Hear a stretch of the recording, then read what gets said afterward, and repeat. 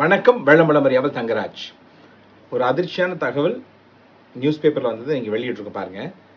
அதாவது என்ன போட்டிருக்குன்னா 2023 விபத்துகள் மூலமாக இறந்தவர்கள் எத்தனை பேர்னு பார்த்தா ஆவரேஜாக ஒரு நாளைக்கு 280 இந்தியர்கள் சாலை விபத்துனால இறக்குறாங்கன்னு சொல்லி போட்டிருக்கேன். மிக அதிர்ச்சியான தகவலாக இருக்குது. இதில் கிட்டத்தட்ட 1 லட்சம் பேர் பக்கம் இதில் பார்த்தீங்கன்னா 58.6% பேர் ஓவர் ஸ்பீடிங்னால இறந்துருக்காங்க. அதிவேகமான வண்டி ஓட்டுறதுனால, அது 2 வீலரோ 4 வீலரோ இருந்திருக்காங்க.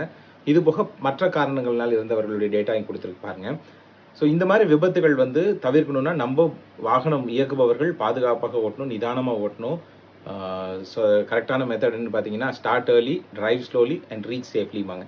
ரைட், நேரமே கிளம்பி மெல்ல ஓட்டி சரியான இடத்துக்கு போக வேண்டிய இடத்துக்கு போய் சேர வேண்டியது. ரைட், இல்லைன்னா இந்த மாதிரி விபத்துகள் இருக்குது. பட் இந்த விபத்துகள் நம்ம தவிர்க்க முடியாது, மற்றவங்கனாலே வரலாம். நம்மளை நிதி இழப்புலேருந்து பாதுகாப்புனா பர்சனல் ஆக்சிடென்ட் இன்சூரன்ஸ். இதை பற்றி நிறைய வீடியோஸ் நம்ம சேனலில் வெளியிட்டிருக்கோம்.